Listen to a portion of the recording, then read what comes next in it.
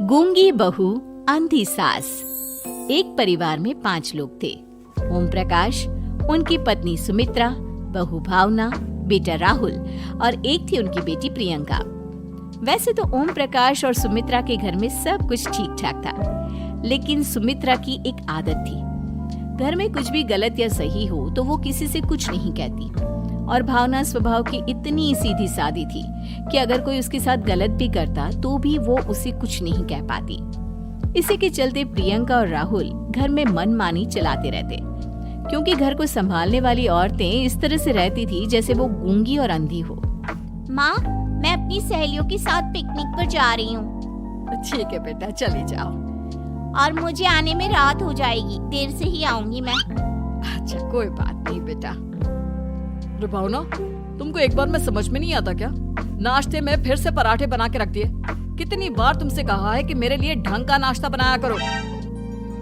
ठीक है जी, आगे से ध्यान रखूंगी। अरे ये बहू से किस तरह से बात कर रहे हो तुम राहुल? अरे तो और क्या करूं पापा, इसको कही बात एक बार में समझ में ही नहीं आती। सुमित्रा, तुम अपने बेटे को समझाती क्यों नहीं? बहू से बात करने का ये क्या तरीका है? अरे जिसकी जैसी मर्जी आए करो, मुझे क्या।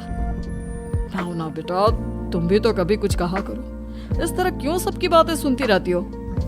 कोई बात नहीं पापा जी, सब ठीक है। रात को काफी देर तक प्रियंका घर नहीं आती, और जब वापस लौट कर आती है तो एक लड़की के साथ बाइक पर बैठकर। सुमित्रा और भावना दोनों ही प्रियंका को लड़की के साथ देख लेती हैं। आज तो जोर से डांट पड़ने वाली है, लेकिन मैं डर क्यों रही हूँ? माँ तो सब कुछ देखकर भी अंधी बनी रहती है। और रही बात भाभी की, वो किसी को कुछ नहीं बताने वाली। कहने को भगवान ने आवाज दी है, लेकिन गूंगी है गूंगी।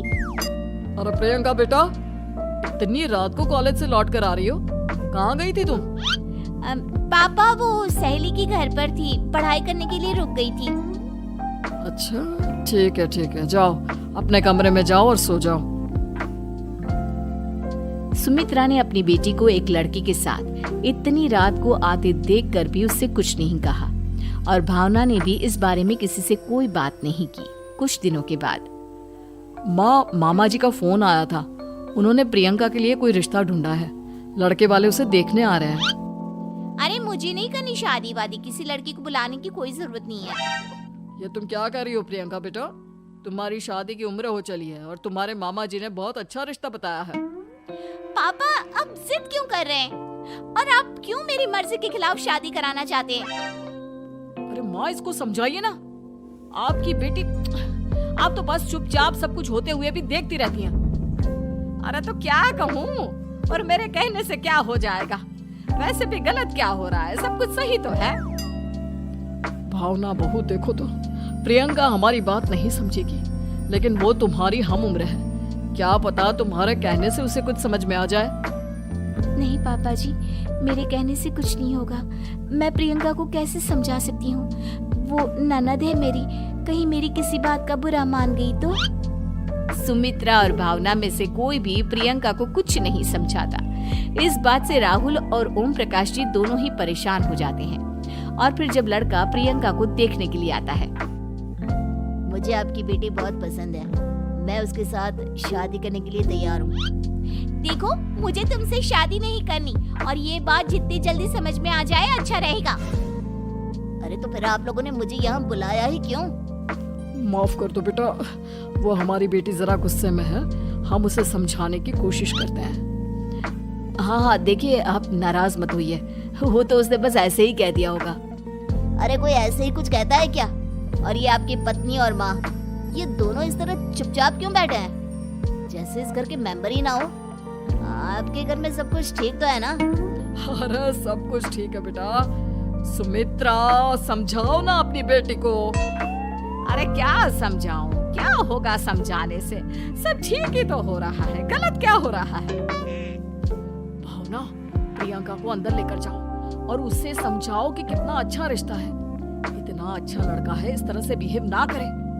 नहीं जी, मैं किसी से कुछ नहीं कह सकती जी। अरे अजीब परिवार है, मुझे तो यहाँ से निकलना पड़ेगा। इस तरह से तो आपकी बेटी की शादी किसी से नहीं हो सकती। जिसके घर की औरतें गूंगी और अंधी बनकर बैठ जाए, उस घर का कुछ नहीं हो सकता। ओम प्रकाश और राहुल सुमित्रा और भावना की हरकतों की वजह से बहुत परेशान हो जाते हैं। एक दिन वो दोनों आपस में बात करते हैं। पापा, समझ में नहीं आता कि भावना और माँ को कैसे समझाया जाए। सही कहते हो बेटा, तुम और मैं काम के सिलसिले में सारा दिन घर के बाहर रहते हैं और घर की दोनों औरतें जिन्हें सारा घर संभालना चाहिए गूंगी और अंधी बनकर बैठी हैं। पापा, आप ही बताइए इसका क्या उपाय है? मेरी तो कुछ समझ में नहीं आता बेटा, लेकिन हमें कुछ तो करना पड़ेगा क्योंकि इन सब की वजह से प्रियंका बहुत ज्यादा बिगड़ती जा रही है। तुमने देखा उसे किस तरह से बिहेव किया था। अरे लेकिन पापा, हम करेंगे क्या? हमें एक नाटक करना होगा। कुछ दिनों के लिए हम भी गूंगे और बहरे बन जाते हैं, उसके बाद इन दोनों औरतों को अकल आएगी। हाँ पापा, शायद आपकी बात ठीक है। हम दोनों हर बार बात को संभाल लेते हैं और इसी वजह से माँ और भावना कुछ भी करने की कोशिश ही नहीं करते। और फिर अगले दिन, भावना, नाश्ते में क्या बनाया है? जी, पराठे बनाए हैं। मेरे लिए पोहा बना दो। अच्छा जी, ठीक है, अभी बना देती हूँ जी। बहू, नाश्ते में क्या बनाया है? पापा जी, पराठे हैं और पोहे बन रहे हैं। अरे बहू, मुझे तो उपमा खाने का मन था, मेरे लिए उपमा बना दो। ठीक है पापा जी, अभी बना देती हूँ। भाभी, जल्दी से जरा मेरा कॉलेज का टिफिन तो पैक कर देना। और सुनो, मुझे ना भिंडी की सब्जी खाने का मन है। सुमित्रा चुपचाप बैठी बैठी सब कुछ देख रही थी। उसने किसी से कुछ भी नहीं कहा और ये देखकर भावना को मन ही मन गुस्सा आ रहा था, लेकिन वो किसी से कुछ नहीं कह रही थी। उसे लग रहा था कि ओम प्रकाश जी, जो हमेशा उसकी साइड लेते थे, वो भी आज चुपचाप बैठे हुए थे। शाम के वक्त प्रियंका अपने बहुत सारे दोस्तों को लेकर घर आती है और उधर दूसरी तरफ से राहुल भी अपने ऑफिस के दोस्तों को लेकर घर आ जाता है। प्रियंका अपने कमरे में तेज म्यूजिक चलाकर डांस करती है और राहुल अपने दोस्तों के साथ बैठकर जोर जोर से हंस रहा था। प्रियंका और राहुल मिलकर पूरे घर को अस्त व्यस्त कर देते हैं, लेकिन भावना उनसे कोई शिकायत नहीं करती और सुमित्रा जी भी चुपचाप बैठी रहती है। लेकिन भावना और सुमित्रा के अंदर का गुस्सा धीरे धीरे बढ़ रहा था। फिर रात को ओम प्रकाश और राहुल एक दूसरे से बातें करते हैं।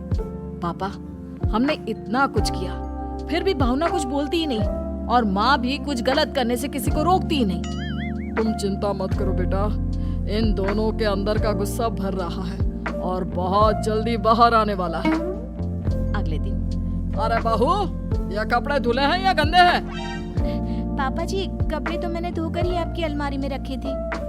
मुझे तो साफ नहीं लग रहे, एक बार और धो देना। प्रियंका, मैं सोच रहा था कि तुम्हें उस लड़के से शादी नहीं करनी है ना, मत करो। एक काम करो, वैसे भी क्या रखा है शादी वादी में, तुम्हें जो लड़का पसंद है उसके साथ जाकर कोर्ट मैरिज कर लो।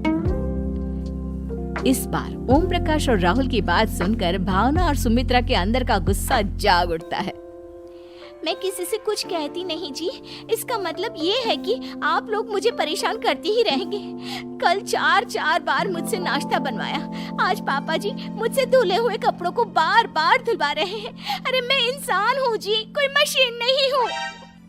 तुम दोनों ने मिलकर इस घर की कैसी हालत बना दी है और अपनी बहन को भागकर शादी करने के लिए कह रहे हो। तुम भाई हो या दुश्मन? ओम प्रकाश और राहुल जोर जोर से हंसने लगते हैं। अरे इसमें हंसने की क्या बात है? हम लोग यहाँ इतने परेशान हो रहे हैं जी, तुम लोगों को ऐसी हरकत करने के बाद भी हंसी आ रही है। ये क्या कर रहे हैं जी आप दोनों? यही तो हम चाहते थे कि सुमित्रा, तुम अंधी होकर ना बैठी रहो। घर में कुछ भी गलत हो तो उसे रोकने की कोशिश करो। और भावना, तुम अपने साथ हो रहे गलत व्यवहार पर भी कभी मुंह नहीं खोलती, ये सही बात नहीं है। मैं चाहता था कि तुम्हारी भी जुबान खुले, तुम गलत बात का विरोध करो। गूंगी बहू और अंधी सास की ये जोड़ी इस घर में अब नहीं चलेगी।